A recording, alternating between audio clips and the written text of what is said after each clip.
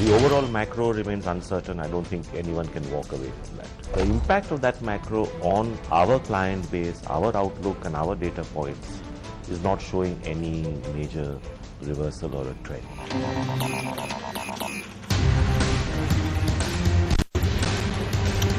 It's not the environment that keeps us awake at night. Different customers react differently to markets. As long as you're sitting with customers who react to growth and who use growth as a lever, you're good.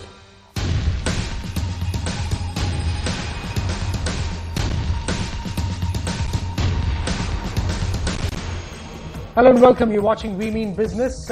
India's IT and IT-enabled services have hit the $100 billion mark during the last fiscal. A huge achievement for the industry that's about 20 years or so old in India, although there are several large companies which were founded even before that. So while that has been a reason for the industry to celebrate, the pace of growth is now, it appears to be peaking out. During the first quarter, results of some of the top IT companies have been disappointing for the markets.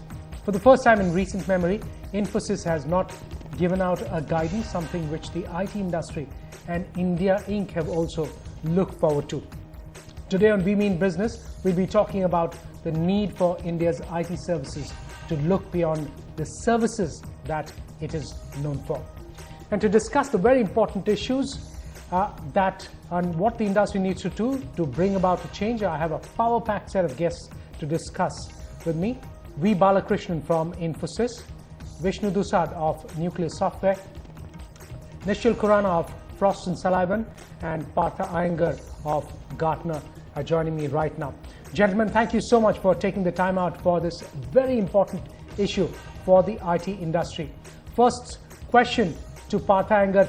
Mr. Iyengar, I'd like to understand from you, is the time for the services model, the linear growth model for the IT industry, is that a thing of the past, and companies which need to grow, will they have to necessarily in a big way look at a new model?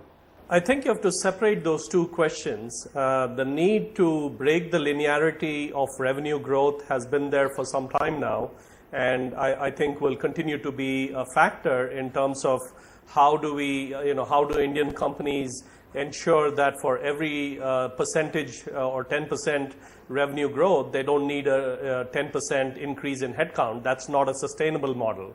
However, the second question of changing the business model, I do not agree with. I think this was a question that was relevant before the 2009 recession, when the big focus was, how do we change the business model to move beyond cost arbitrage, to move beyond some of the value proposition of the earlier days of offshore and then global sourcing.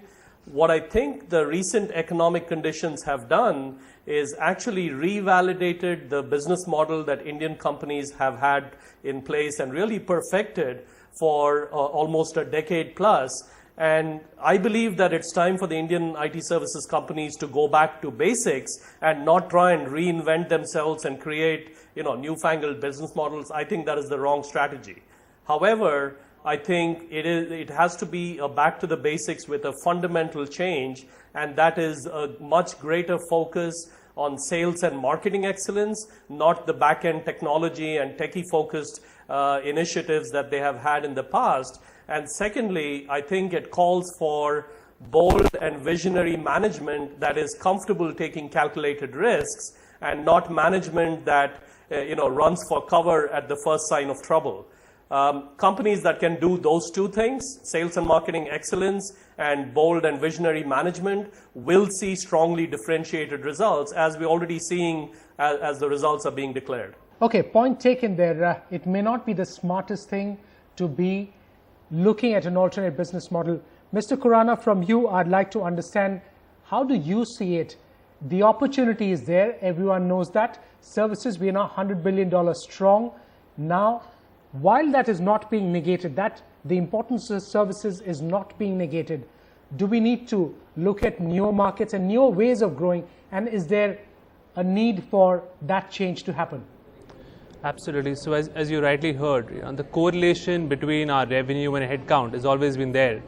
And I think the Indian IT service companies have been trying to break that, or delineate that as much as possible for quite a while. But what's really happened is the need has suddenly been heightened, and there are certain reasons we need to understand why those reasons have come up.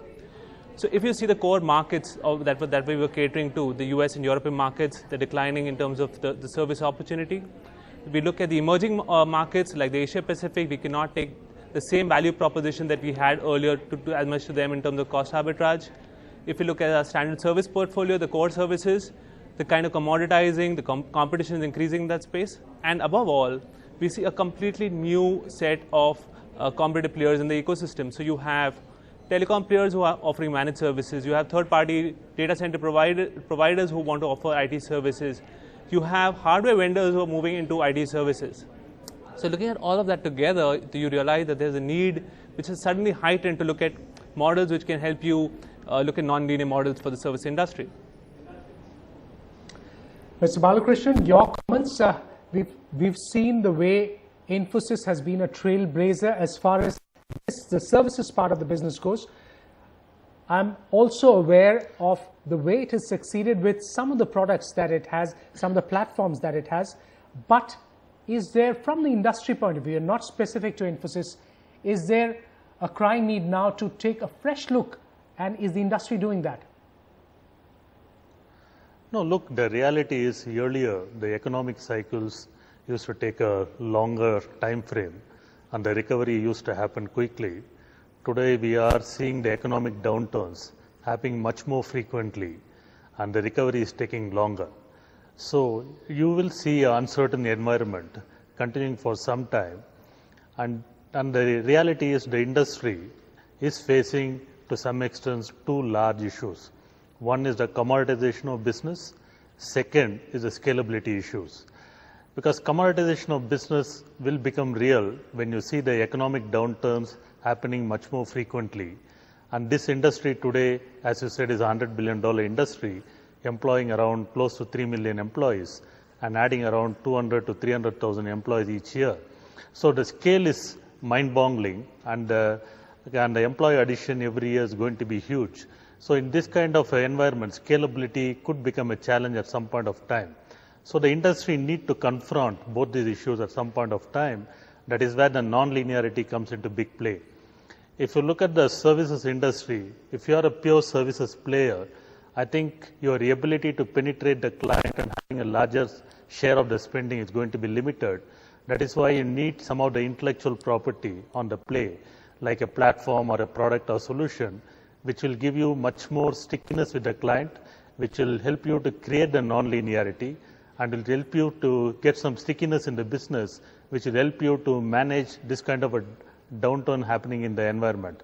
I think if you look at the classic example, IBM has done that. I mean, they have a good mix of software and services, and that is helping them to have a larger play on the client spending and still grow in an environment like this. So I think slowly the IT services industry have to focus more on non-linearity, trying to create the intellectual property which will help them to be a larger part of the client spending.